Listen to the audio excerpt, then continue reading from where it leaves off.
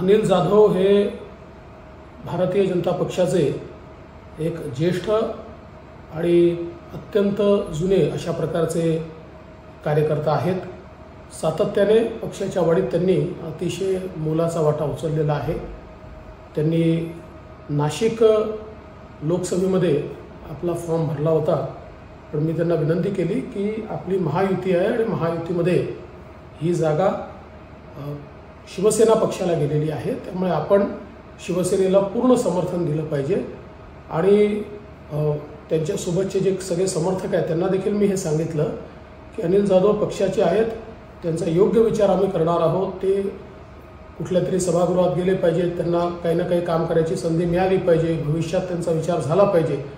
या संदर्भात गांभीर्याने पक्षात मी चर्चा करून त्या संदर्भातला निर्णय जो आहे तो आपण पक्षाच्या वरिष्ठांशी बोलून घेऊ।